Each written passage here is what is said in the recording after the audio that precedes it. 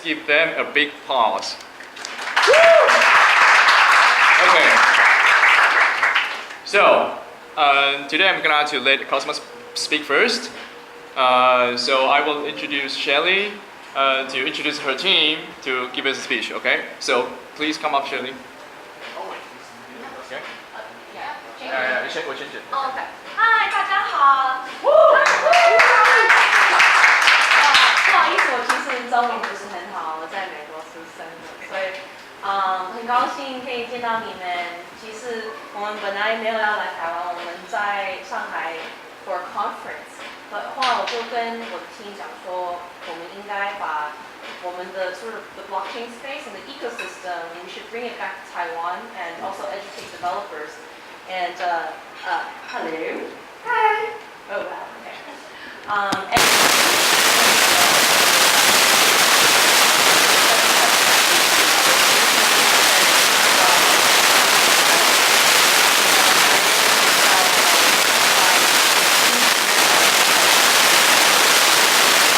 In Taiwan. So I'm really happy to be here. I'm really happy that you guys are all attending to hear about what we do.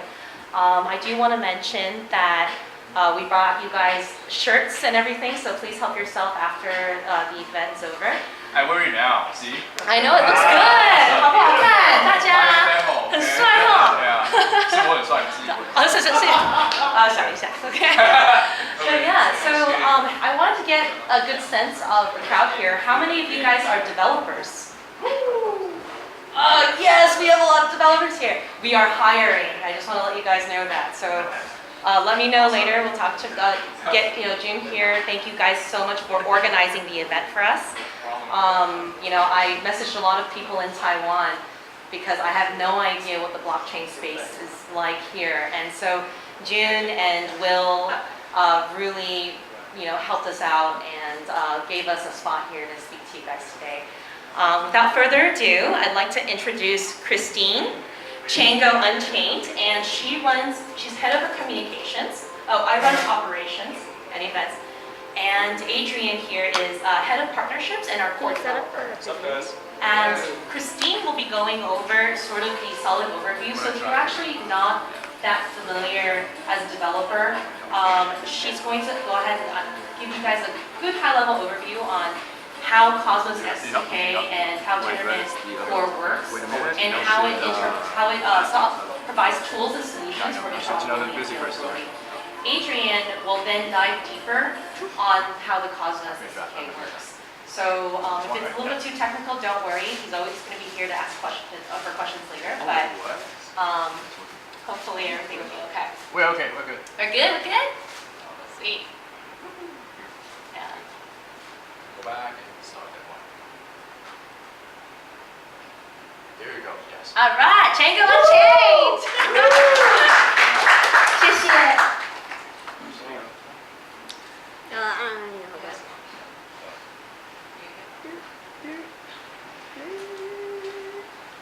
Testing. Hey, how? Oh, I can't do the pointer on the screen. Okay, that's okay. So hi everyone, I am Christine. I go by the moniker Chiang Unchained, and I'm the head of communications, as Shelly has said. So if any of you guys have gone and looked at the Cosmos blog, you probably have read my writing. This is the first time I'm giving this presentation, so if you guys don't mind, it's going to be basically a read-through. So in preparing to give this presentation, I went to binge watch some Andreas Antonopoulos. If you guys haven't heard of him, he is basically a visionary in the cryptocurrency space, and he's like Bitcoin Buddha, sharing the gospel of Bitcoin. So, and it was in listening to the values and principles that he shared about. Hello. Okay.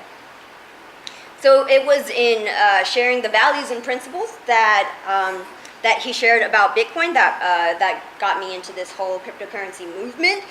You are, in fact, participating in an international decentralization movement. That's at least what this is about to me. I'm a bit of an anarchist, if a crypto anarchist.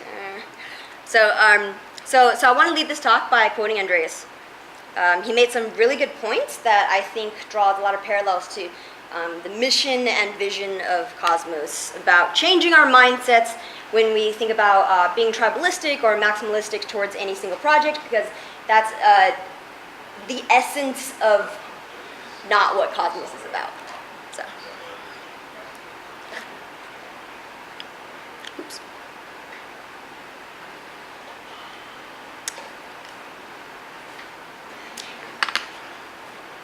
Hello. Okay.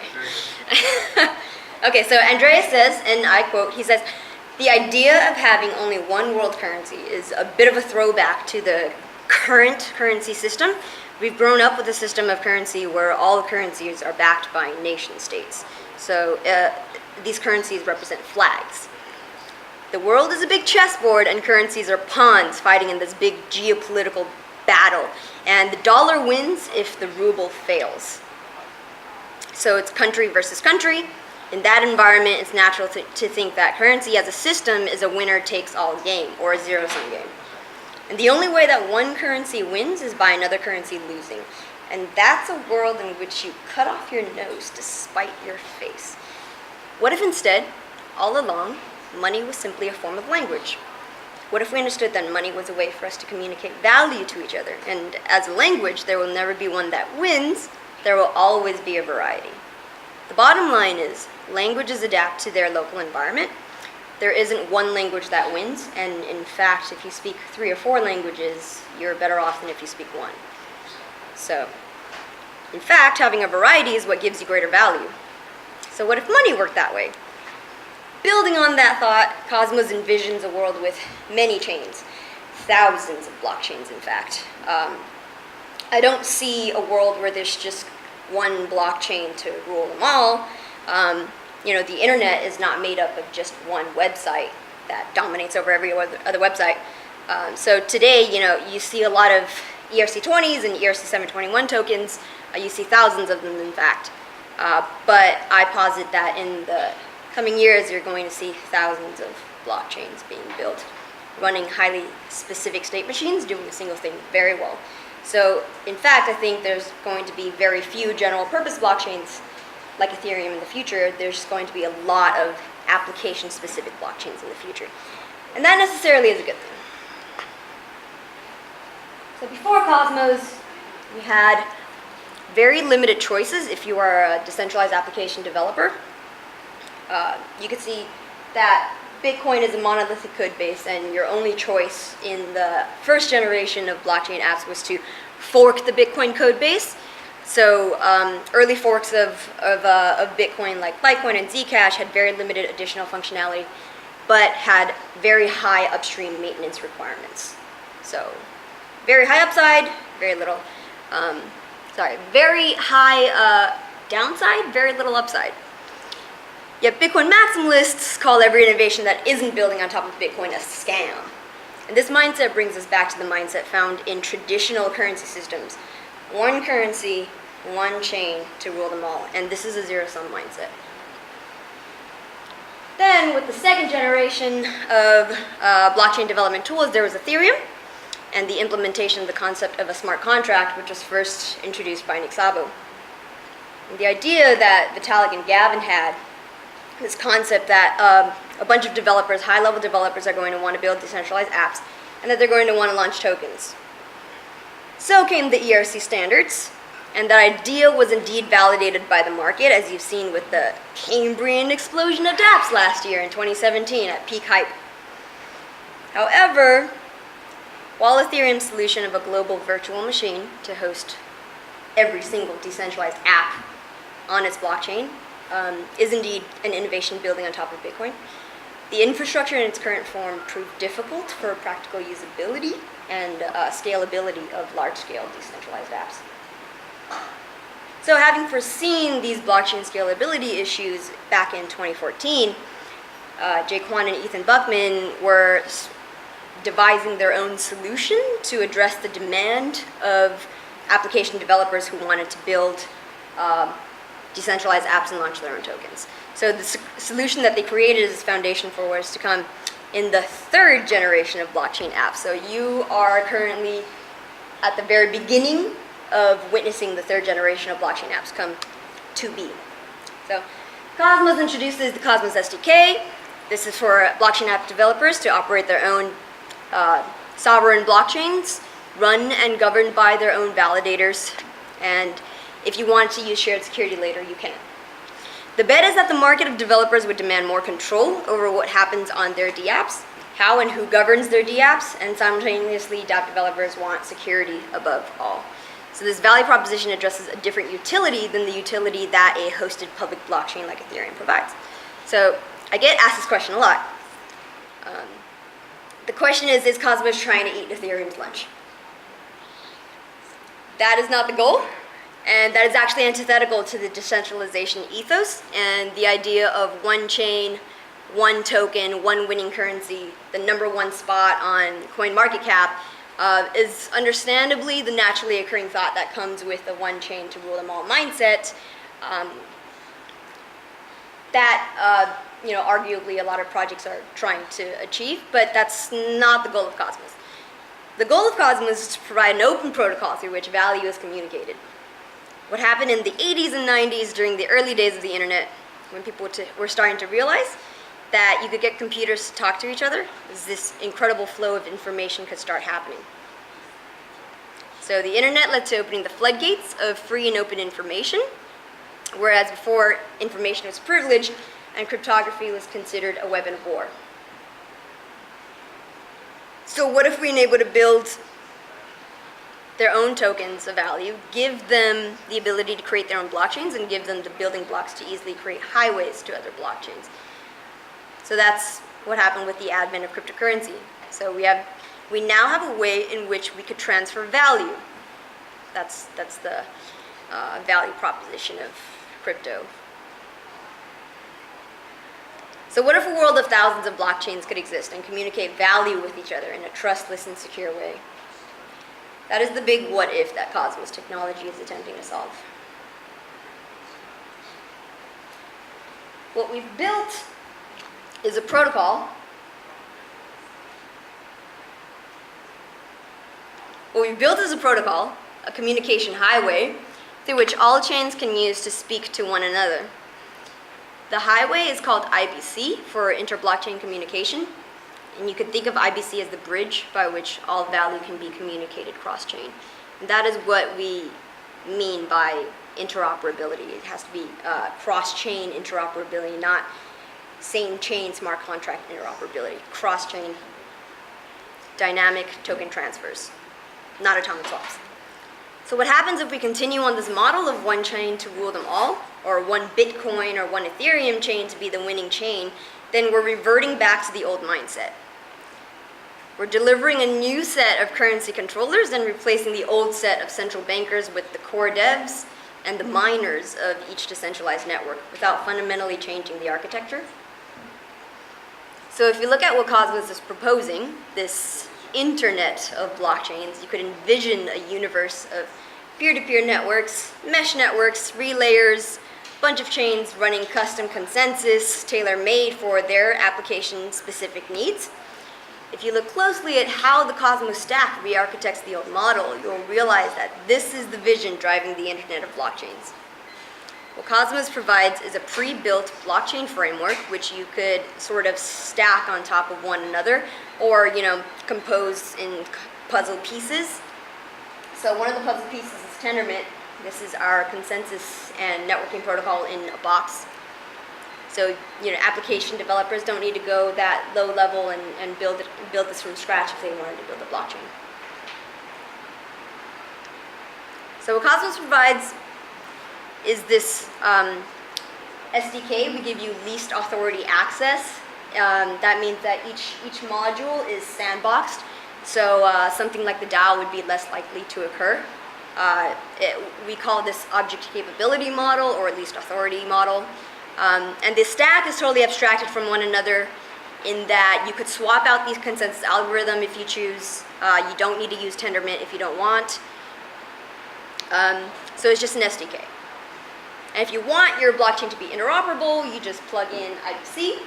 And if you don't want it to have anything to do with the Cosmos network, or if you want it to be sovereign and not connect to anything else, then you don't need to plug it in. The choice is yours.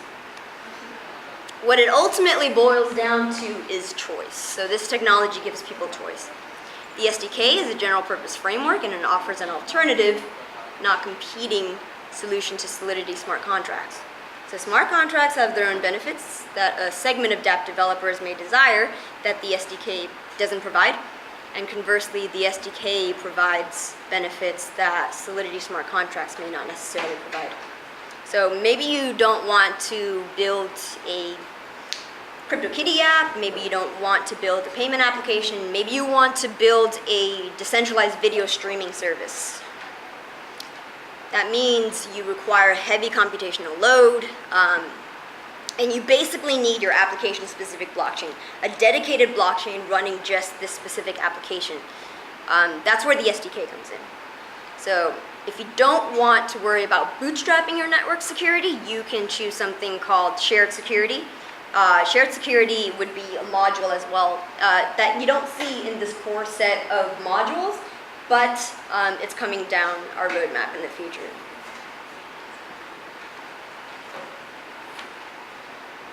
At the same time, if you do want to build a payment app, or if you do want to build a decentralized exchange, you could use Plasma. So, Fourth State is a group of blockchain at Berkeley students, and they're building a Plasma MVP, or a Plasma minimal viable Plasma implementation. And they're building their Plasma child chain using the Cosmos SDK. And what their Plasma implementation is basically composed of is two modules called Peggy and Plasma. Peggy essentially spins up a EVM smart contract and then connects it to the Plasma child chain. And this would be the Plasma child chain module. So their Fourth State is going to launch their Plasma MVP, the public beta testnet in sometime around DevCon, and then they're going to introduce something called the Plasma SDK in the future. And this is the first general purpose Plasma SDK that you, an application developer, could use to build a payment app with relatively little effort and have it be Plasma compatible. And essentially use any root chain that understands smart contracts. But initially it'll use Ethereum. So by providing the foundation for innovation to happen, you could bring your decentralized app to the end user. You have the choice to use the open protocols that we provide, and with those tools you could create the change that you want to see in the world. And it's one iteration forward along the evolution of blockchain tech. And we could maybe start seeing widespread adoption of decentralized apps and make the slogan "decentralized all the things" a possibility.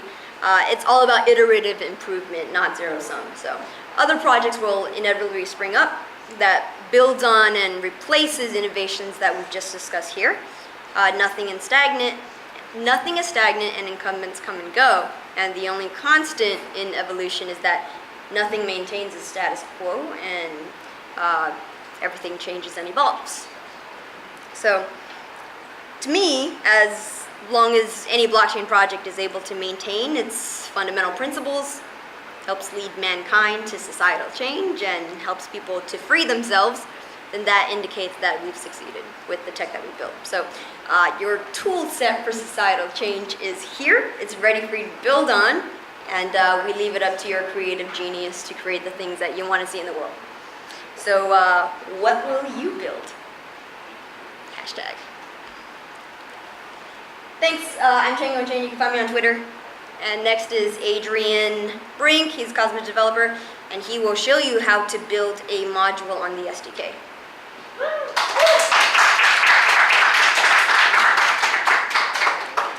Is this the same slide? No. Okay. Sure. Go here.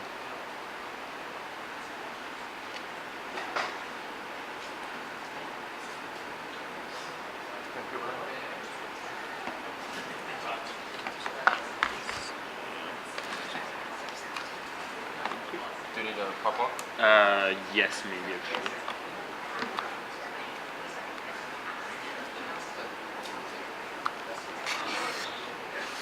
This sort of work.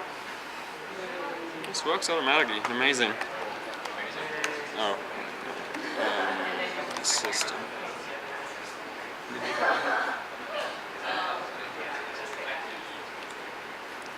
Arrangement, no displays. Yes, there we go. Sort of works. Great. Hello? Cool, this works.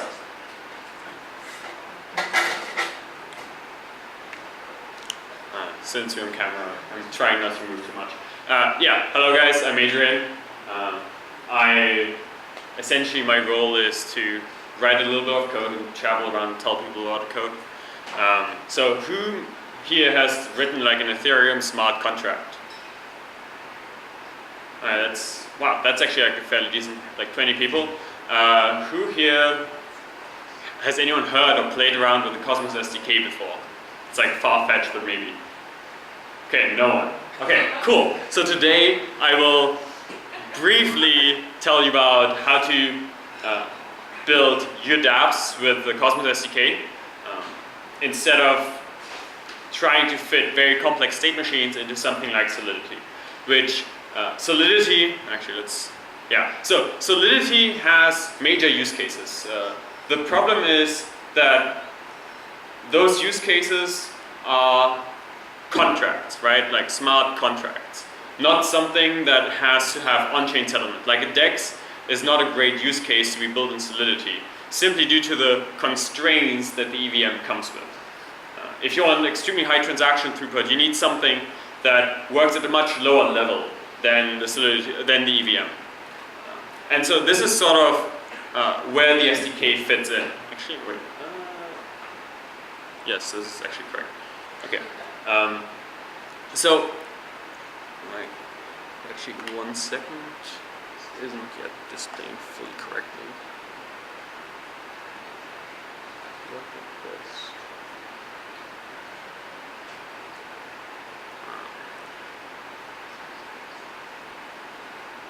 Yeah, there we go. Great. So, why the SDK? As Christine mentioned earlier, in the beginning there was Bitcoin, and anyone that sort of wanted to write decentralized applications had the terrible choice of forking a massive C++ code base and trying to hack around it until something that sort of resembled what you wanted came out. Arguably that's a lot how good projects started. For example, Zcash is a direct fork of the Bitcoin code base and simply an extension with ZK snarks to the Bitcoin core protocol. The problem is the entry barrier was extremely high, right? Like you had to be fairly decent in C++ and be able to dive into an unknown, big, complex code base in order to write your first dApp. Then came along Ethereum. And Ethereum, its main innovation was that it made it extremely easy for people to start building their own applications, right? Like you went from the Bitcoin world where it was very hard to the Ethereum world where suddenly you could pull a bunch of template contracts, just deploy them, and now you had your own decentralized application, where you just filled in like who is allowed to control this, and anyone could really, in very little lines of code, deploy something that was actually decentralized, right? That's like another major benefit of the EVM, is that even though you're limited to the EVM, I could be a company like Facebook and still deploy decentralized currency tomorrow to the EVM, to the Ethereum network, right? Because I can show a smart contract that proves that I don't hold a central key that controls that currency. So I could issue Facebook tokens in a fully decentralized way without having to bootstrap my own network. That's like another cool feature of the EVM. And the other cool thing was that the EVM allowed you interoperability, right? You could have multiple different dApps sit next to each other and be able to call into each other. Turns out, this also was a huge security flaw and cost hundreds of millions of dollars of bugs, but that was arguably one of the coolest features because this didn't exist at all before, right? You couldn't have interoperability between Bitcoin and Zcash. So the EVM was the first time where two separate development teams could build separate applications that were able to interact with each other. The best example by far is the ERC20 standards, right? Like, I could, as long as I follow this interface, I can interact with any token on the network. For example, Melonport, right? Sort of this decentralized asset management. this is only possible because you have access to many underlying assets that all live in the same state machine. And then sort of now layer 3, so like the third evolution of blockchains. If you want to call Bitcoin version 1, Ethereum version 2, then the new generation, the version 3 blockchains are all about interoperability. Because interoperability solves not only the scaling challenge, but it also solves the problem of how I can build my own application to be interoperable with all the other systems in the wider blockchain ecosystem. And so this is really where Cosmos comes in, because Cosmos, it's the idea that you have an internet of blockchains, not that you have a single state machine where sort of everything lives in that single state machine and everyone has to adhere to the same programming practices. But Cosmos is this notion that we have many different state machines, and we're not bound to all write within the EVM. We can build our decentralized applications in Rust, in Go, in JavaScript. It doesn't matter. What the Internet of Blockchains is about this IBC notion, inter-blockchain communication. For you that are old enough, and like sadly I'm not, or maybe luckily I'm not, it's sort of similar to TCP/IP when it came around 20 years ago, right? Before we had TCP/IP, you sort of had to subscribe to a specific network. It wasn't that you could write an application, that your server could talk to every other server in the network. You had to join the AOL or the Yahoo network. Like you had to join specific networks and you could only connect with those networks. So think of those networks sort of like a single blockchain. But then TCP/IP came around, and all of a sudden it was possible for different servers for vastly different properties to talk to each other. And that's really the notion of what Cosmos and the Internet of Blockchains is about. It's the ability for my blockchain to implement an IBC stack and be able to talk to another blockchain that implements the same IBC stack. And the IBC stack itself is very light. It's literally just proof carrying data. So Christine mentioned earlier that it allows the transfer of value. That's true, but value is nothing else but data, right? Like it doesn't matter whether you transmit 5 ETH, it's just a string that has like 5 in ETH, it's 4 characters. You could also transmit weather data. You can transmit arbitrary data over IBC. And IBC is something that we'll release probably so there's already like public spec there. Like a finalized stack we'll probably see around early next year. And so now coming to the SDK, because the SDK provides you an implementation of an IBC stack. So on that side. So the SDK is an opinionated framework to build decentralized applications. If you come from the web world, you may have heard of Ruby on Rails. This is sort of similar. It's very opinionated, but at the same time, it removes a lot of the choice. And due to that, a lot of the complexity that you have to face as a developer. So the SDK is written in Go, not Solidity, so it's much more accessible. It's like a normal language that doesn't have weird behavior that no one really understands for now. And it's very modular. So the SDK is a base framework, and on top of that framework there are multiple modules. And so our vision for this is that currently we have 5 different modules, and if you want to build your own dApp chain, you can decide that you want to pull, let's say, the staking module and the account module, but you don't want to pull the slashing module, and you don't want to pull the governance module. So imagine that maybe in 2 years from now this will look like NPM looks nowadays, where you just say npm install package X, and now you have this functionality. So this is really what the SDK is designed to be. It's an opinionated framework that allows you to pull in code that you didn't have to write, that you can easily interact with. And I think that's sort of what's missing right now in the blockchain ecosystem, because everyone that wants to build their own blockchain right now has to re-implement governance from scratch, has to re-implement slashing from scratch.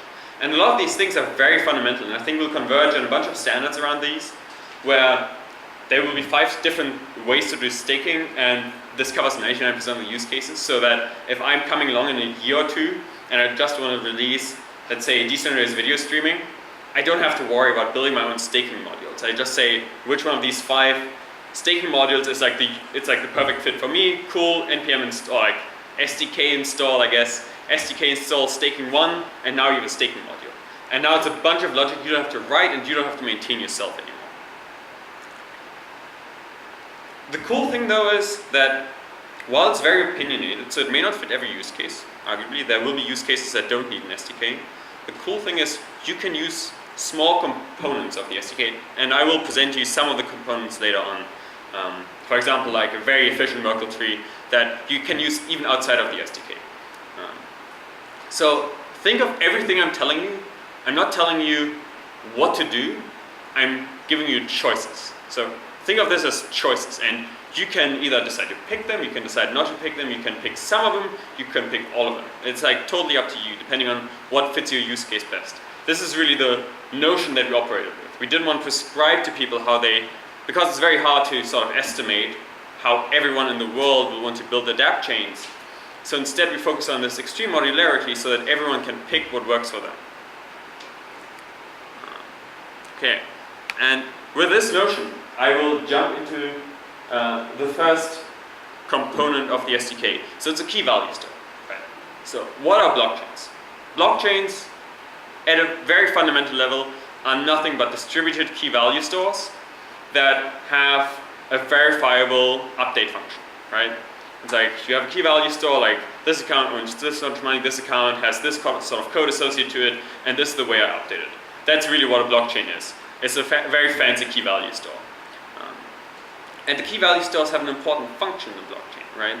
We always talk about Merkle trees, or Merkleizable data stores. And key values, in a blockchain sense, a key value store has to be a Merkleizable data store because you have to get a Merkle root in order for a block to commit to a specific state that you're talking about.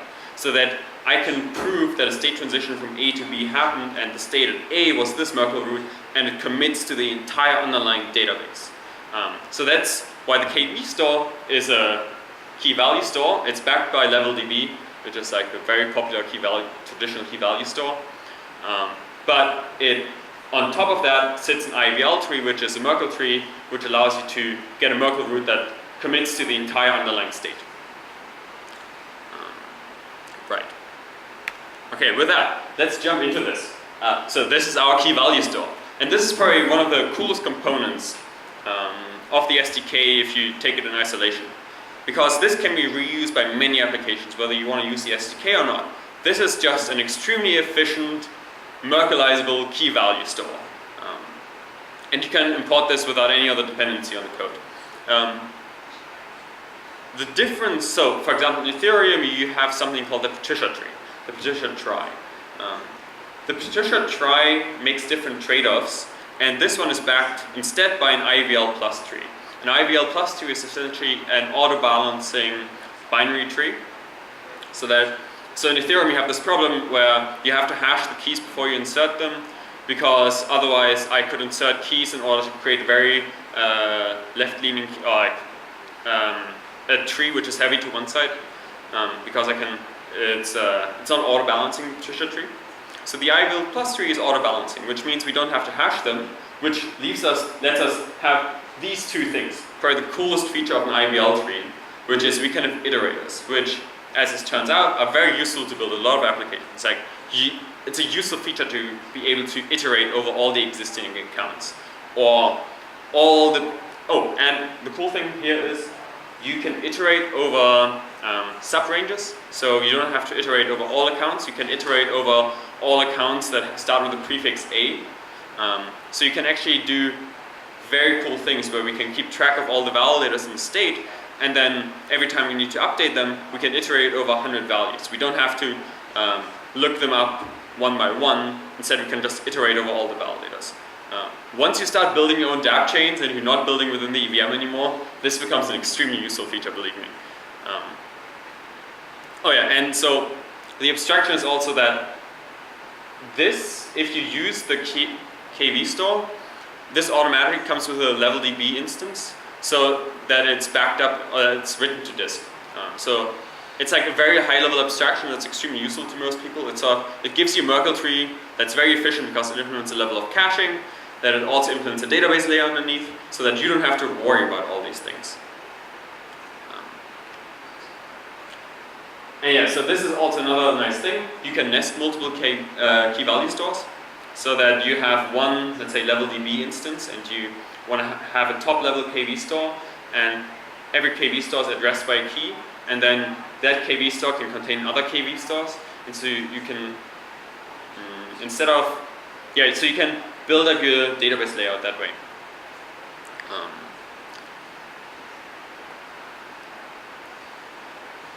So that gives you the ability to essentially allow every module, and I've briefly mentioned modules in the beginning. Modules are sort of this isolated, like an NPM package, like an isolated piece of code that does something. Each module can have multiple stores to like do logical separation of resources within that module. So like within the staking module, we can track all the validators in one store, and we can track all the slashing that's happening within another store, and all the fee payment within another store. The other cool feature that this gives you is this object capability model, where instead of directly accessing the underlying stores, you pass around keys to those stores, and due to that, not everyone gets global read and write access to the underlying stores, but rather you have to specifically give another module the key in order to be able to write to that store, right? Because remember, this is what happened like in the JavaScript world. Everyone had, like, every module has access to the full resources essentially of their computer. This is very scary in the blockchain world, especially when we pull in like not heavily audited modules that other people wrote and that other people may update. So in the top level, you can essentially define these are all my stores, and only this module only gets like read access to my account module. So like to the balances in my blockchain. But the bank module I trust, so I give the bank module write access to the account module. So this will come maybe a little bit clearer. I think there's like an example code slide here, maybe later. So then the other important notion in the SDK are keepers.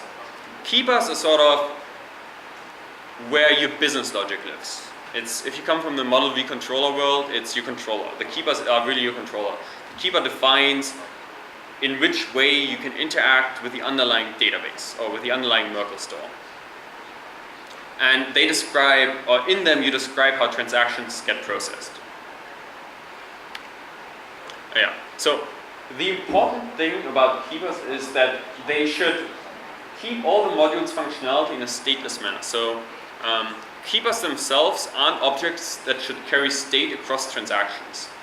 There are other ways to do this in the SDK if you really have to, but keepers themselves should be very stateless. This is due to how the underlying consensus engine works, let's dive very quickly into this. I don't have a slide on this, so I'll quickly explain this to you. So there's tenement consensus, and tenement consensus is this abstraction between consensus and state machine, right? When you think about what a blockchain is three things. A blockchain is a network layer to connect to other nodes in the network. It's a consensus layer on top of that network layer to come to agreement over a bunch of transactions, or in this case like blocks.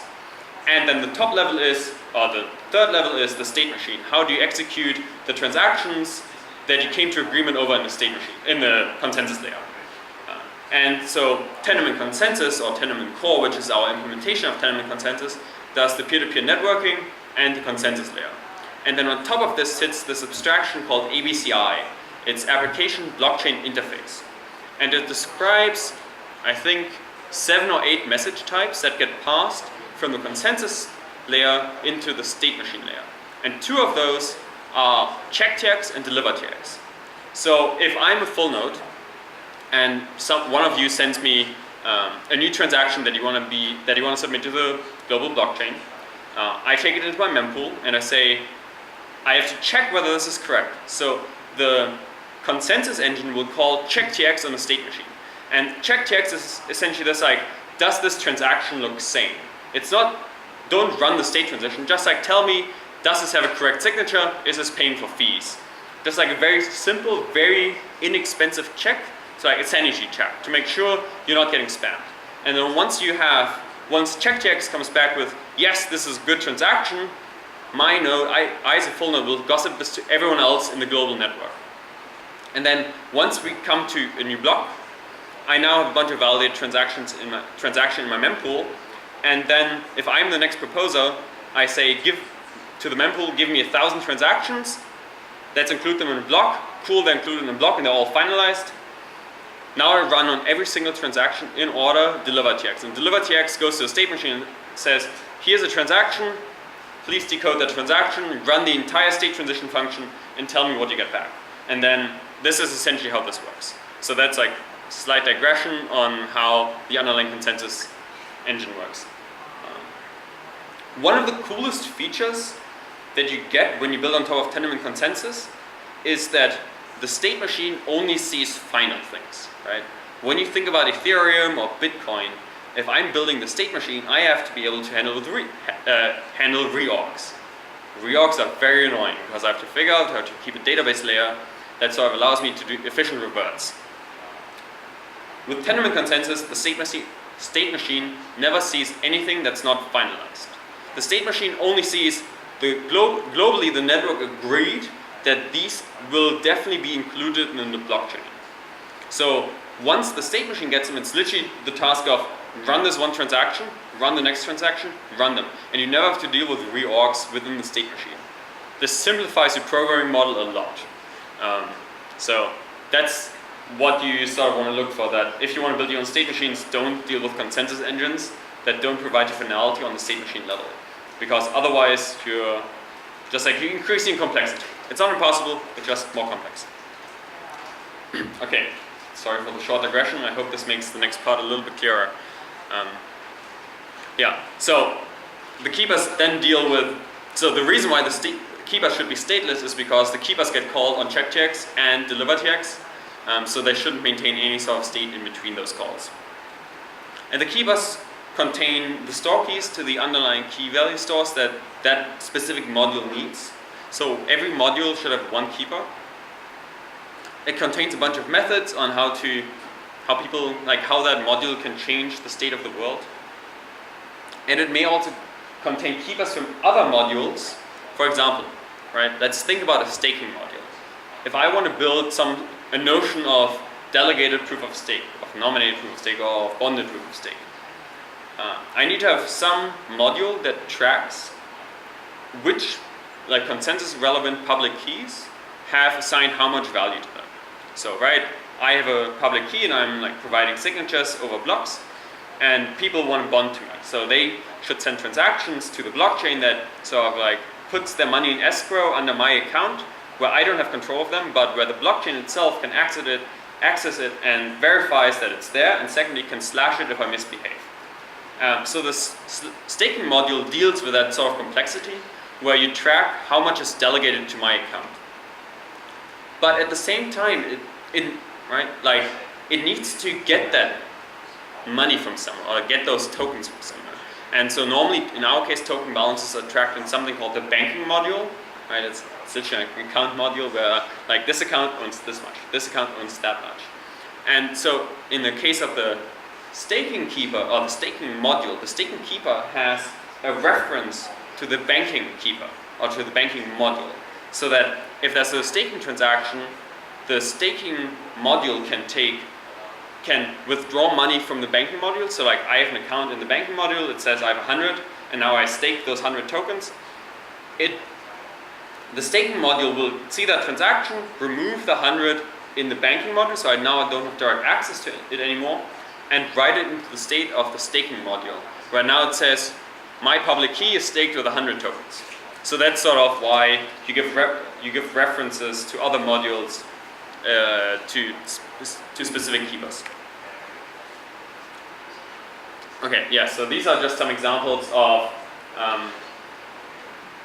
what a keeper would look like. So keeper has a reference to a store. This is not exposed, so other people can't fuck with it. And then it has a bunch of functions that allow you to modify the state. Because really that's all what a blockchain is. It's continuous modification of an underlying state. It's actually not that fancy when you think about it. You get the stores from the context. And this is fairly important in the Cosmos SDK world, because we do some fancy caching under the hood. It's not fancy, you can look at it. It's all open source. You can go to the GitHub repository and figure out how the caching works. But the context does a bunch of caching so that it becomes more efficient. So that's why you should get the store from the context by the store key that you've stored in the keeper. Then you write to the store, or then you read from the store in this case, and then you return the string to whoever called this function. you do essentially the same thing to write to it. You get the store, you write it, and then you don't actually return anything. So yeah, this could be an example of a module that sort of like a DNS module that records the records for like this public key has this name, like this human readable name, where you like get the name of the public key and you set the name of the public key. Then you can also have other functions like capitalize or delete. Yeah, so the way you delete from the store is you just set the name to an empty byte slice. So there's like no notion of deleting something in the KB store. There's a notion of setting it to 0. Oh yeah, and this is an example of keepers from another module.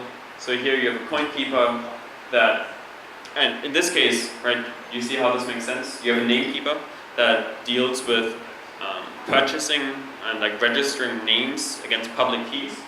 But I maybe I have to buy each registration. Maybe every time I want to register a name to a public key, it costs some money. So in this case, I want to buy a name. So I give it the name and the buyer, and then I subtract the amount that's being paid. Okay. Then I subtract the amount of coins from the coin keeper. So the coin keeper exposes this method. This is literally a bank account module. This is only like add money to it, remove money from it. What's the value at this? Like how many coins does this current account have? So in this case, I set the name and then I subtract the buying price, and then this all gets written into disk. And since this is a fully deterministic thing, this happens on every full node at the same time as you process transactions. By the way, if you have any questions, just like raise your hand. I'm willing to take questions in the middle. This may be a lot. It's like afterwards, I would heavily recommend that you look at the GitHub repository. There's much more documentation here. This is literally just like a teaser to like get you excited about it. Instead of writing some not so great solidity, to like write some cool Go. I don't want to say that aggressively. Yeah, so transaction. Transactions are really the fundamental unit in any blockchain system. It's sort of the way users interact with the system. They send a transaction to affect some state change, and then anyone else can read that, like in a blockchain, everyone has read privileges, but only certain people have write privileges. And so like transactions are the equivalent of writing to a database and affecting some change in the state. So transactions really define what your decentralized application can do. Okay, so now this is, everything I presented before was sort of, these are the bits and pieces that you can use even without buying into the whole opinionated framework. And now this is like an opinionated framework to make it much more easy to write applications. So standard transaction is just an abstraction over a bunch of messages that affect change to the blockchain. So for example, what people like to call atomic swaps, right? This standard transactions make this possible because I can have two messages that each say like, I transfer you some money and you transfer me a different token, and then we all sign this and we include them in the standard transaction here as these messages. One of us pays a fee, we include the signatures for each of the messages, and then either the entire transaction works or it doesn't. So like you don't have to deal anymore with figuring out how to do hash logs to do atomic swaps. This is literally just like an inbuilt thing that you can do atomic updates against multiple accounts. The cool thing is this also allows you to do atomic updates against other things, not just transfers. Like you can mix and match these messages, because this is literally just like an interface. So it can be a governance message, a staking message, a transfer message, everything. Standard fee is just, we need some sort of spam prevention mechanism in the blockchain. Yeah, so anti-handler is sort of like so the anti-handler does two things. The anti-handler does the checks work. So checks is just like a sane message. And the second part the anti-handler does is it deducts fees. And the anti-handler gets run the first time something gets executed. So when it comes towards the time that like I'm a full node, I receive a new transaction, a new byte slice. I run check.tx, the anti-handler gets called, does a sanity check of the transaction, and if it's all cool, adjusts the boards and says like, yes, this looks good, let's move on. And then when it comes to deliver.tx, so I'm actually like, this transaction is now finalized, it's included in the blockchain, it's time to run this transaction, the anti-handler comes, does the same sanity check and deducts fees. And then it moves on towards the routers and the handlers, which you'll see in a second. Oh yeah, does basic verification of text validity, like checks signatures, sequence numbers, and enough fees for the requested gas. So Cosmos SDK, as every public blockchain has a notion of gas or like computational cost, so that random transactions, that there's an economic penalty towards spamming the network, so that I can't send hundreds of thousands of transactions and not pay for them. What do you mean every public blockchain has a notion of gas? Maybe not a notion of gas, but every public blockchain should have a notion of some sort of spam prevention mechanism. And that's really what gas is. Spam prevention, nothing else. It prevents the random guy down the street from sending hundreds of thousands of transactions that he doesn't pay for, but which everyone else pays computational overhead for. And then the anti-handler does some smart routing. So every messages are associated with modules, and there is a router that so the router starts by decoding it as a standard transaction. So the anti-handler comes in, it sees a standard transaction, it deducts the fees, it decodes the messages, then goes through the messages one by one, and passes them to the router, and the router then routes them based on the type of message that it sees, so that the staking messages gets routed to the staking module, and the banking message gets routed to the banking module, and not vice versa, right? Because the other modules might have no notion of how to deal with this specific transaction type. So this is, if you're familiar, actually, how many people here are familiar with Go? Is Go not a thing in Taiwan? Go. Go the language. Okay, Golang is very easy to learn. If you can program, it will take you 2 weeks to learn Golang. It's a cool language designed by Google that doesn't have a lot of, there's just the right amount of features to be able to be useful in a distributed team. So that's why Google built the language, to be able to have a distributed team of engineers that don't all speak fluent English, to be able to very quickly figure out how to adapt, like how to read the code and how to change the code. If you don't know Go yet, I would look into that. Go is really one of the good blockchain languages. So the message interface, every message has a type. So this is sort of the module that belongs to the type. It would be, for example, for the staking module, the type would be staking or stake. Then it has validate basic, which gets called on check.tx. It doesn't require any access to any other information, and it should be very cheap. Get signed bytes needs to return the canonical representation of the thing that should be signed, right? So it's not enough to sign just, like if you have let's say you have a you have a transfer message, like you do a transfer in Ethereum, it's not enough just to sign the sending amount, the sender.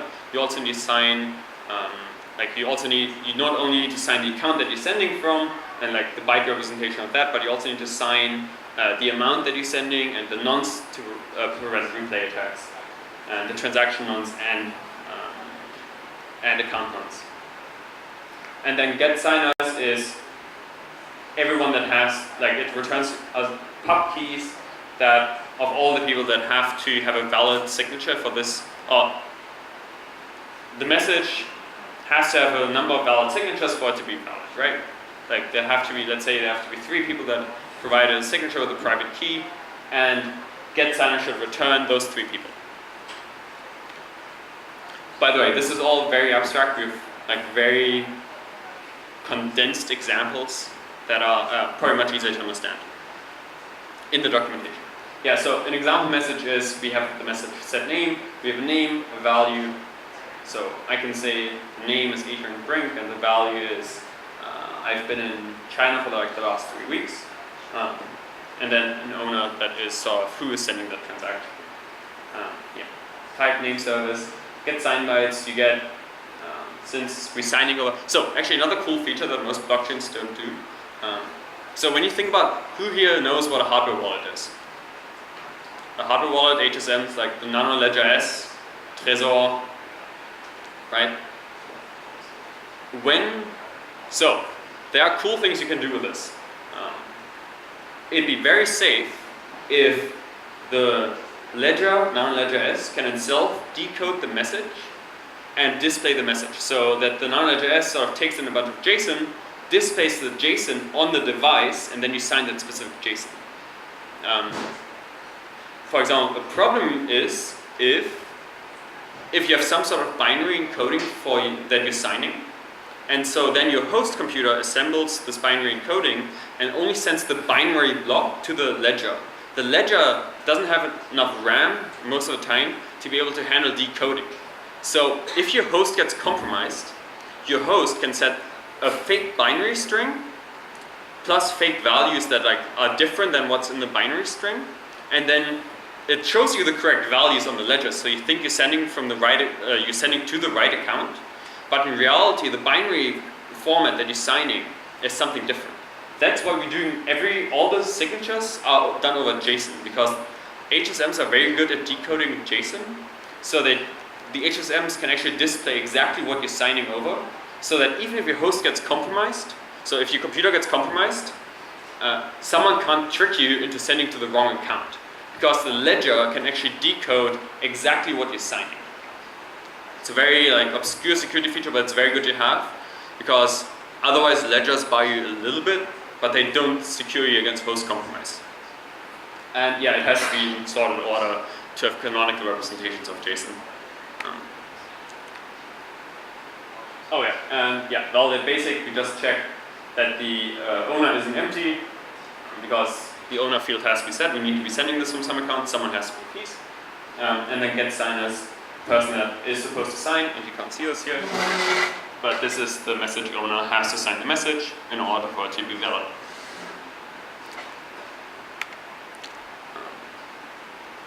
Yes, so those are, so handlers define on how how a transaction is handled. And they invoke keepers, and they write to the disk, and they do all the fancy thing. Then the cool thing is, on both checktx and delivertx, you have to return a result to Tendermint core. Because Tendermint core gives you, so has anyone here dealt with reading events from Ethereum full nodes and figuring out whether you have been paid or not in a programmatic way? It's difficult because most Ethereum full nodes, because events are essentially hard to deal with in Ethereum, and they're not always happening. So what happens when the Tendermint core invokes checktx, it returns you a result with the gas wanted, and whether that was good, whether the transaction is valid or not. And then on delivertx, this get all populated. You can return arbitrary data, you can return the gas wanted and the actual gas used, and how much was charged and tags. And these tags actually they're very cool because they allow you to have, so you can subscribe to a WebSocket Connect endpoint on Tendermint core that allows you to listen for specific tags. So let's say every staking transaction, remember, you write all this yourself. So you define what gets returned to the statement, to the consensus engine when a transaction is being executed or has been executed. So let's say a staking transaction has been executed, and you said, every time a staking transaction is executed, please include a tag that says stake. Now I can build a very efficient UI on top of Tendermint core that subscribes to WebSocket events that get triggered every time a staking transaction happens, but never when other types of transactions happen. So now I don't have to scan the entire blockchain to figure out whether a staking transaction has happened, because Tendermint core will inform me on every time a staking transaction happens. There's a lot to this stack. This is very hard to convey in 20 minutes, so I would recommend looking into this. Logs is just some string field you can include. So now let's walk through the entire process. So So we have a bunch of incoming messages, right? This could be one standard transaction that includes 3 messages. The first thing is the transaction gets passed to it hits the auth module. And the auth module calls the anti-handler. Now the anti-handler runs validate basic, so it checks whether the transaction actually makes sense. It doesn't, so we throw it away. Or it does, and it goes like, cool, you can tell everyone else about it. And you can process this further as well. Afterwards,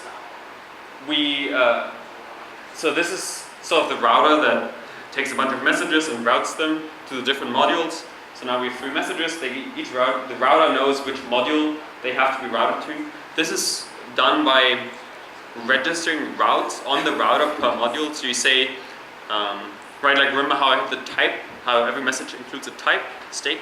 So when you set up your application, you say, router, every message that has a type stake, route this to this staking object, to the staking handler. So now we route them, and now we've routed them to the correct handlers, and the handlers know what to do with it. And now you see the entire process. So you start with a message, anti-handler gets called. If the anti-handler says okay and deducts fees, it keeps going. The router gets called. The router figures out where do each one of those messages have to go. They go to the right handlers, and the handlers execute the state transition. An important thing to remember, blockchains are very sequential things, especially like a single state machine is a sequential process. So we don't process transactions concurrently, because concurrently brings non-determinism. So all these messages will have been processed one by one after the other.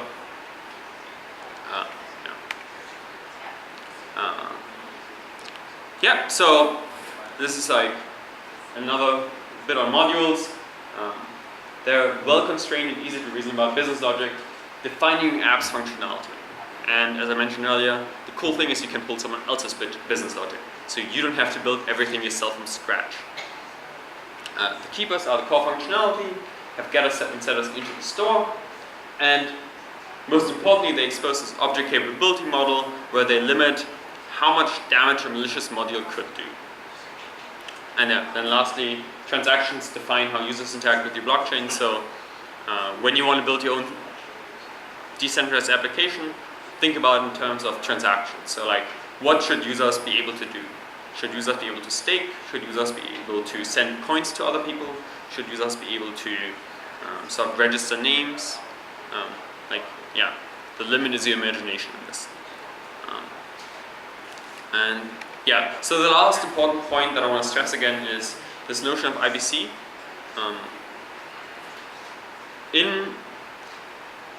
Because if you build, or when you want to build your own decentralized application, you don't want to have to bootstrap everything around it. So you don't want to have to bootstrap all asset classes. You don't want to have to bootstrap all the communities. You want to be able to do something that's very specific and that's exactly your use case and the state machine that you're offering. So you may not want to have to reinvent every ERC20 standard, the ERC20 standard, in order to get tokens in. Okay, let's take a very easy example, a DEX. Let's say you want to build a DEX. A DEX is only as useful as the liquidity it has. So it needs access to a broad range of underlying assets that can be traded on that DEX. And the more assets and the more liquid assets you have, the better that DEX will be perceived by users and will be useful for users. But you're in the business of developing a DEX, right? You're not in the business of developing 15 new currencies that should be traded on that DEX. So you build your DEX, and now that you have, but with the notion of IBC, you don't have to worry about building the underlying assets, because once you connect to the Cosmos Hub, you automatically get access to all the assets the Cosmos Hub is connected to. So let's say the Cosmos Hub connects to Ethereum, Bitcoin, Zcash. There may be 3 other chains, there's an Omisa Goat chain, there is maybe a Linode chain, and they all have different assets, right? And the Ethereum chain provides 2,000 different asset classes. And they're all able to move into the Cosmos Hub, and from the Cosmos Hub over one connection, over IBC, they're able to move into your DEX. So now you only focus on building the best and fastest DEX in existence, and you don't have to worry about figuring out how to get all these different assets into that DEX, because the assets is just another, like IBC is just another module that you include from the central, from a module repository that we've already built. So does that sort of make sense? Why you don't, like, how IBC divorces state machines from assets, and that, like, in the future we should really only be thinking about how building good state machines, not trying to build new asset classes. Like, we have enough assets, guys. It's fine. Cool. Yes. Any questions? This is me. You can find me on Twitter. I tweet random shit sometimes, but yeah. Thank you very much.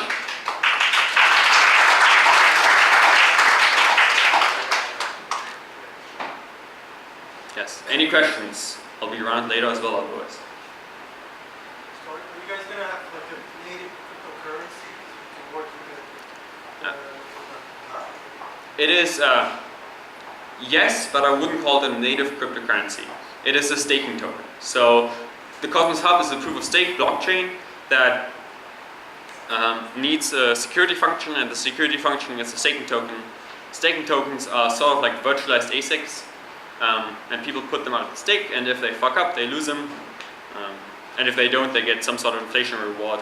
It's very similar to how Bitcoin or Ethereum work in terms of proof of work mining, except that you sort of, since the protocol itself has control of the asset used to secure itself, it can also take that asset away. So it's sort of like imagining that Bitcoin also had a like decentralized fleet of drones, and every time you mine on the wrong fork, a drone would bomb your ASIC data center. That's sort of how proof of stake works. Yeah? Let's say I'm a app developer and I might have Ethereum that can scale well, so I'm using a sidechain probably. How can Cosmos help me today? Okay, how can Cosmos help you today? You have different approaches there. It sort of depends on, are you very married to Solidity? If you're very married to Solidity and don't want to rewrite your contracts, a good option would be something that we call Ethermint, which is Ethermint on top of Tenement on top of Tenement core with Cosmos proof of stake, which is simply put just like a very fast EVM that can process maybe 200 transactions a second. If you are down to rewrite your business logic, I would recommend writing them in like writing your business logic in the Cosmos SDK and deploying it as your own chain, either with your own validator set or with a shared security model like Christine was mentioning earlier, where you sort of inherit the security properties from the hub.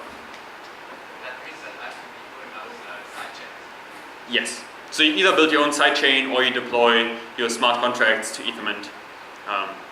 So Ethermint is sort of cool because it implements the entire Web3 spec, so that none of the clients have to change. Like all the GUIs like MetaMask and MyEtherWallet still work against it, which is like, for example, if you know Hyperledger Burrow, the reason in my mind why this never took off was that they didn't have Web3 compatibility and no one wanted to re-implement MetaMask.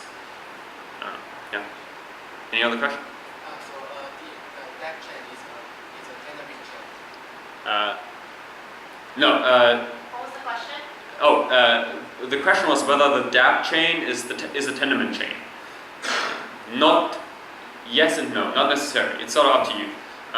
So the way the stack works is that you can use Tenement core, which provides you very good BFT consensus, and in most cases you should use that.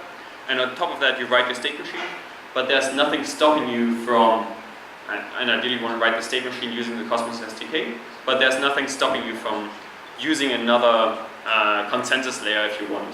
But right now, Tenement consensus is the only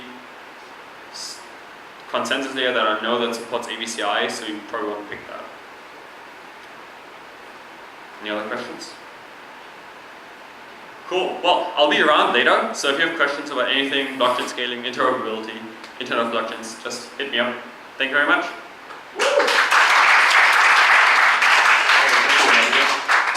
Okay, so we're gonna have a 10 minutes break. So everybody come back. Oh yeah, there's a bunch of cool Cosmos swag. Yeah, so it's there. So feel free to take it. Yeah. So it looks like this. Okay, in case you don't know. Okay, thank you. So the talk will begin at 9.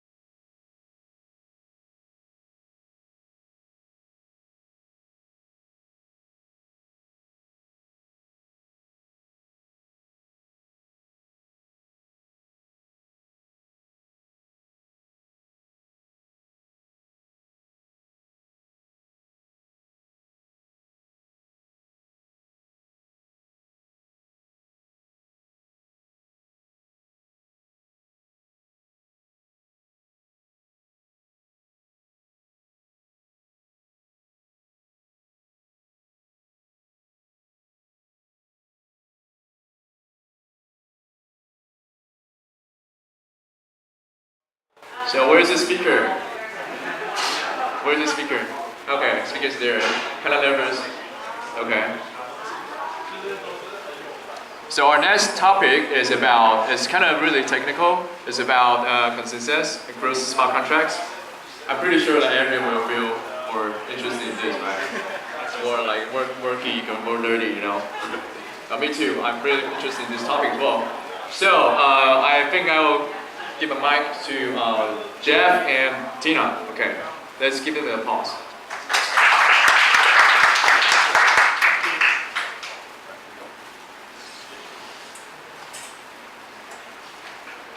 Hello, good evening. Ladies and gentlemen.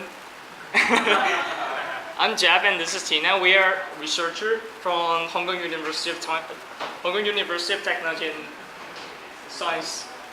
And we're working on several papers that have been published to Germany and Shanghai. And now we're introducing a second paper that has a topic of synchronous state consensus across smart contracts. So it's basically kind of shared state region at the smart contract level. So instead of talking about the blockchain level, we're kind of like moving up a level to talk about how to reach consensus among different kind of smart contracts. So I hope the topic today will not be too boring, and because we only have like black and white and blue, so it's kind of like tacky, but I hope you enjoy the topic. Okay, so I will start to talk about the paper. Before I kick off, I would like to introduce some background knowledge. And I know a lot of you know Ethereum blockchains, but in case I still want to introduce it. As mentioned by the previous speaker, there are three versions of, three stages of blockchain. The first is Bitcoin, which is aiming for currency. The second one is a programmable blockchain, which is Ethereum, that made all the nodes participating in network a world computer. And the third stage of blockchain is probably Cosmos. And there are some other alternatives, but Cosmos would be one of the best choices. Okay, so Ethereum is a blockchain that you can write code script on it, and we call them smart contracts, which is basically a predefined rules. So it can do more than a contract. It can do any Turing complete action on it. Oops, sorry. So what is smart contract? There are different kind of ways to write a smart contract, and most popular way is to do it in Solidity. So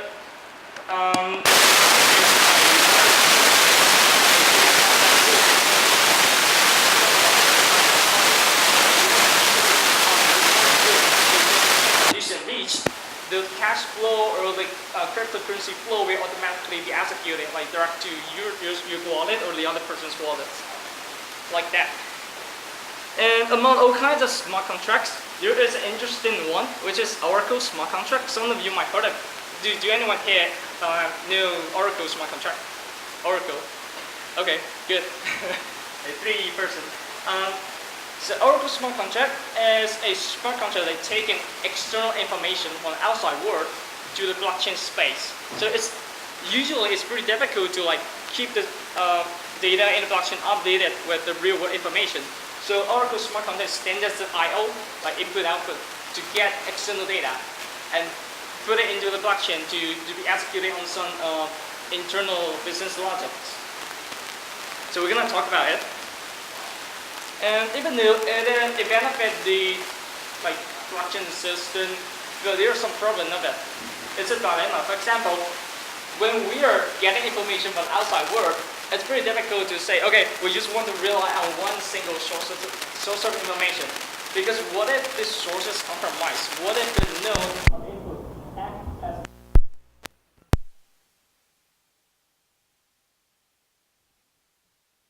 the source? Or even though our business logic might be correct in the blockchain, but the result will be totally wrong. So even though relying on single source is fast, but it's kind of centralized. So there the alternative is to rely on multiple sources of information, which is to depend on like maybe 2 or 3 or a cluster of the Oracle smart contract, which will take in the external information. Oh, does it work? Okay. But if you want to rely on like node before smart contract, it will be slow because you need to like reach consensus among them because they might have different opinion, different information provided to you. And we want to further generalize the problem, so we are proposing a way to reach consensus at the layer 2 solution. So at the smart contract layer, we're going to reach consensus between like 10 or 1,000 smart contracts. And those smart contracts can be Oracle smart contract, they can be any kind of smart contract as you wish, as designed. I want to make it fast for them to reach consensus in this like distributed kind of information providing scheme, and also to make it light, like make it still like working correctly, even though some of the nodes might be compromised. Okay. Good. So we want to move a step forward to talk about, okay, instead of just unidirectional to provide information from the outside world to maybe the smart contract, we want to do it like bi-directional. So the smart contract, they can maybe build on the topic to do a consensus reaching, and in the network that is asynchronous. For example, what is a synchronous network? Like the nodes, they can enter or they can leave the network anytime as they wish, and they can build on some consensus and decide not to build on the rest of the consensus as they wish. So it might be online or offline anytime. And those smart contracts should be independent contract instances. For example, they might not be aware of each other, but they can still reach consensus on one single topic. And then those contracts maybe have different kind of functionalities and infrastructure inside of it. But we want this kind of things can still work with the help of our proposal. And this is the proposal part. And Tina will get on to talk about this part in detail. So in our proposed architecture to reach consensus among different network participants, we define two roles, which is two layers of smart contracts. First is custodian and second is client. So we also implemented as interface, contract interface, where if you want to use our protocol, you just inherit our contract interface into a smart contract and implement your own functions. So in our architecture for the custodian contracts, we have maintained all the historical like voting campaigns. For voting campaigns, what I mean is when you want to reach a specific consensus, a set of client contract will serve as an information provider with which they aggregate information and get information, retrieve information from outside world, and then put into the smart contracts. To vote on their retrieved information. So in each voting campaign, there may be a set of clients that vote for a specific consensus. And the voting campaign will end when the number of votes reaches a certain threshold of all the network participants. For example, if the threshold is 60% of network participants, that means that if there are 3 voters, 3 clients, like in this case, any of the 2 voters that issues a vote, the consensus will be reached. So in the custodian contract, we maintain all the voting campaign history, and also we maintain all the set of non-voters, which is non-client contracts to the custodian contracts, so that we can calculate the number of voters as the network participants. And also all the contracts here will maintain a shared state, which is the consensus that all the clients want to reach. And also in our design, we want to keep all the client contracts, the information provider, as light as possible. So we only maintain the latest sequence number of the voting campaign. And the sequence number is used to identify and differentiate each voting campaign.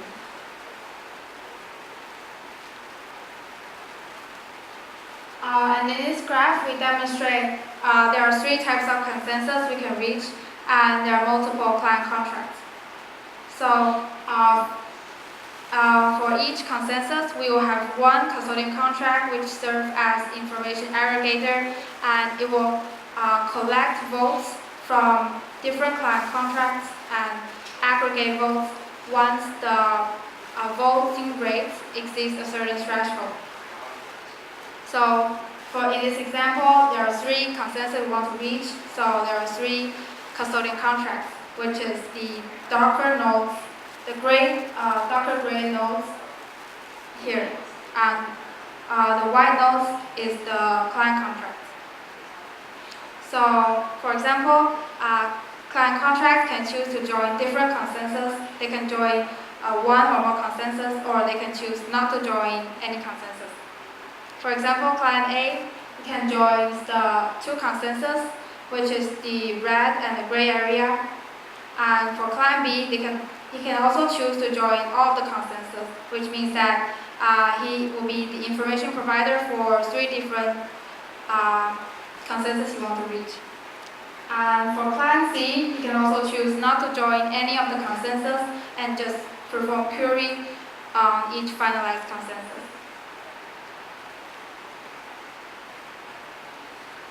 And for the design of our voting campaign, I'll demonstrate it by using this graph, and there will be 3 timestamps, each demonstrated by T1, T2, and T3. So at T1, the cluster of clients, from the cluster of clients, we can see that there are only 1 client, which is 1 participant of the network. And so if we set the voting threshold at 60% of all the voting rate, then which means that if the only participant in the network that issues a vote, it will reach 100% voting rate. So this means that the first consensus will be reached immediately after the first participant issues his vote. And if there are another client join as the second cluster, the triangle, there are newly joined client contracts, and the voting campaign will start again because over half of the network participants want to reach a new consensus. So, after the 2 voters vote, as the threshold as the voting rate reach 100%, the consensus will be reached. In T3, it's just a demonstration of there are 3 network participants, but if one of the network participants does not vote, it doesn't matter because our threshold is 60%. So any of the 2 out of 3 voters vote, the consensus will be able to reach. And this also introduced the problem of offline voters in a single space. Okay, we have gone through the voting part. So let me talk about 2 more sections. The first one is how what would be the problem of this kind of design and how can we solve it? That's the first part. And the second part is how can it be applied to real life, like tokens or something like that. Okay, because I think everyone looks sleepy right now. Okay, because I said it's a asynchronous network, so we need to make sure all the nodes has already dropped off from the network can sync up to the network after any length of time, right? So for client C on the left hand side, in another case they can just I want to vote, I don't want to vote, keep myself on the network. But for some reasons, maybe the network instability, or maybe client C he just want to take a rest, he might run offline from the network. And after a long period of time, when client C he do a voting to this targeted consensus, it can automatically be synced up to the latest state at the moment. So it saves the time for client C to catch up all the way along from the process that he just missed. Okay, and for client D, someone who don't want to vote, who don't want to do a thing, but he still want to listen to what happened or what has been finalized by his friends. He can do, okay, I don't want to vote, but I want to sync. I will just sync only, and he can keep on sync up to different sequence of the voting campaign. Okay, so there are 2 different cases. And here comes the problem. First one is perpetual growth. Because we want to keep the design as light as possible, so we want to code a lot of things. So in the past, we just use a single variable that can record like the voter base, like how large is the participation number of the voters. But there will be a problem because if we just do a single increment, when we, for example, in T1 we have like 10 clients right now, but maybe T2 there are 1,000 nodes just jumping through the network, and our voter base will be increased to 1,010. And those 1,000 nodes they just leave immediately, and right now the voter base will remain to be 1,010. Because the reason why you use voter base is because you want to check the participation rate. Want to see that, okay, how many active voters are right now. Okay, so back to the problem. So right now the voter base will be 1,010, but the active voter will be only 10. So there is no case for those active voters to surpass the participation threshold. Okay, that is a problem one for the perpetual growth of the voter base. And to solve this problem, we are considering use a pipe of like basically pipe. So we just store the latest 3 or 5 participation number, and want to keep an update the voter base according to the participation number. So the voter base will adapt to the changes of the active users of this consensus reaching network. Okay, and the second problem is civil attack. So how many of you know civil attack? Yeah, because civil attack can happen in blockchain level, so it can also happen in smart contract level. When you're reaching consensus, if this kind of client creation, like client deployment is pretty simple, you don't need to like take a risk or take an effort to do this kind of thing. They can flood the consensus, flood the network by creating a lot of false identities from one person. So it would somehow like mutate the decision of the majority, or it can somehow do this kind of perpetual growth to influence the threshold of the participation. So that's a second problem. And the solution is right here. So we need to skip the slide. We are introducing a very simple kind of proof of stake consensus in it. So I want to restate again. We are proposing a architecture and want to make everything as simple as possible. So it's pretty naive kind of POS. We want to maintain the membership in the system. So there will be some kind of mechanism that you need to stake a coin in order to vote for this consensus. And you can withdraw your coin and forfeit the right to vote anytime as you wish. So there will be like refund and no penalty if you like vote for the wrong side in the majority. So it's just like proof of membership kind of stuff to solve the civil attack. And the timeout is what if in some cases those clients they disagree on the topic and they are like 50-50.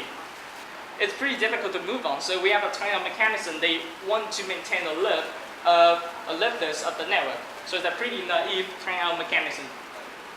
So if like you want to see the G, they just went offline sometime, or they just like disagree on some topic, the campaign can still move on to the next one.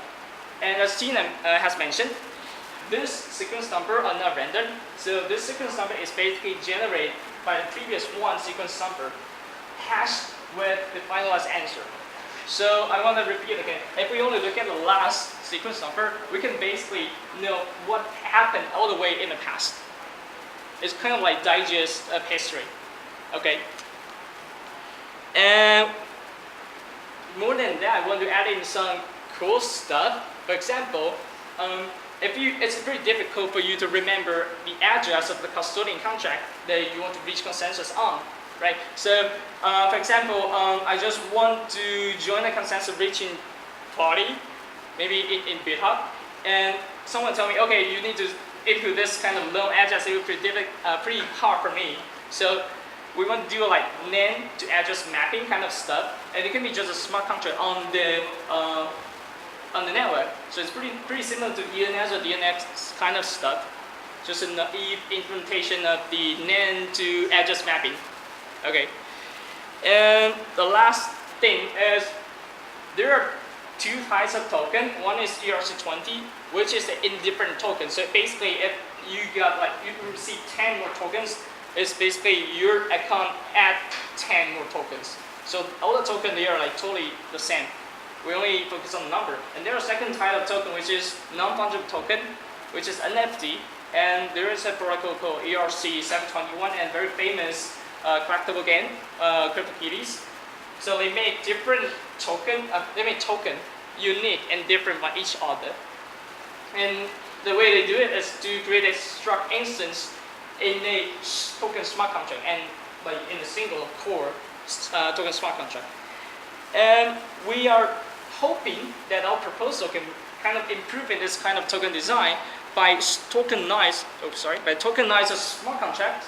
So it's kind of like the gas will be severely increased because we need to deploy the smart contract for a token, but it can solve some problem. For example, a token contract we used to store just one type of NFT, right? Like CryptoKitty, like this kind of crypto assets. But by our design, because we say all those coin contracts can be like purely freely for you to design, for you to add, so they can be totally different. So your token contract can store more than one type of tokens. And then in the past, if we want to compromise a token contract, we just target one token contract. If we got the ownership of it or some kind of like legal inside of it, then we can get the control over it, right? Because it's kind of like centralized on the smart contract level. So what we're doing is that because custodian extends as a passive control of those client contracts. So if I want to get like 100 tokens, I need to target each of the client contract one by one. And it's kind of increased the effort for someone to attack and compromise a token. Because they are different. And third one is if we want people to like build and agree on some agreement or consensus, this client contract enable this kind of functionalities at the moment. And I think that is the end of our presentation, and this is our university. And we got a soccer field over there, which is the reason I go there. And yeah, that's the end. And thank you. We are welcoming any technical and non-technical questions. Thanks.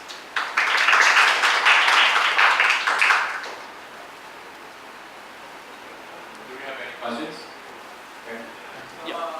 How is this related to the faster Oracle? Oh, you mean how does it relate? How does it help Oracle contract, right? Okay.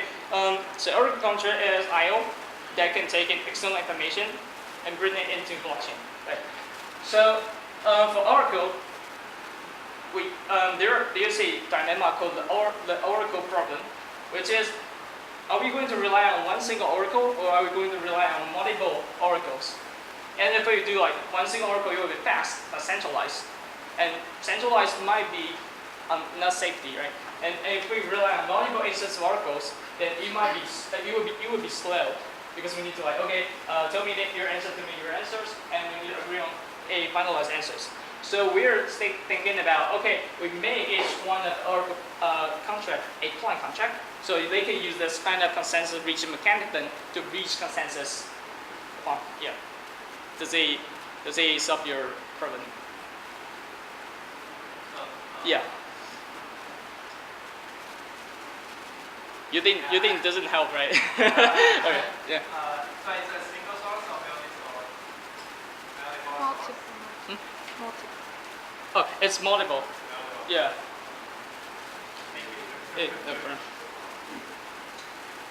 I have a question about, so instead of using like a standard ERC like 721, you mentioned using a tokenized smart contract for, let's say, non-fungible like keys. The main benefit is it's harder to compromise. What other benefits are there? Yeah.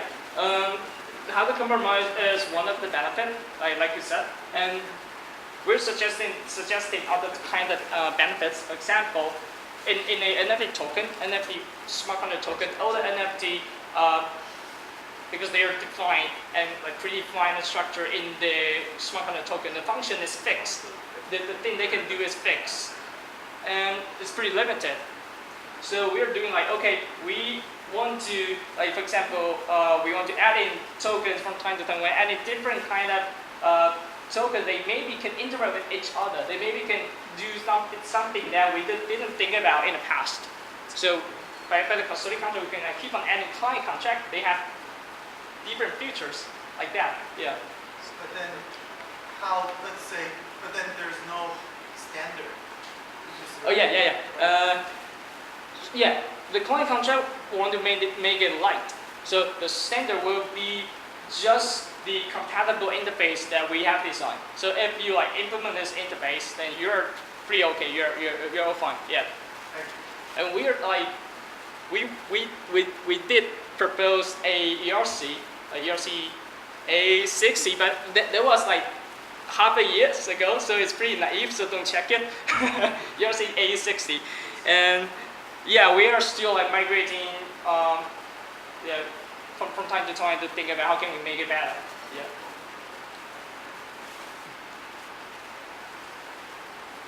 Do you have any questions?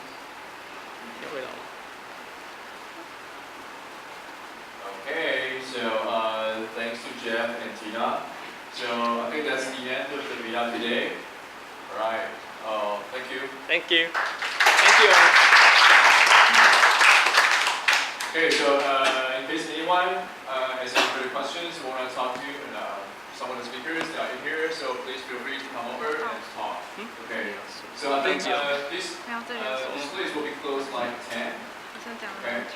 Yeah, feel free to hang around. Thank you. And actually, there's more keychains. So if you guys want to grab more keychains or extra shirts, please help us out. Yeah. 还好吧，我觉得没有紧张啊，讲得很好。有紧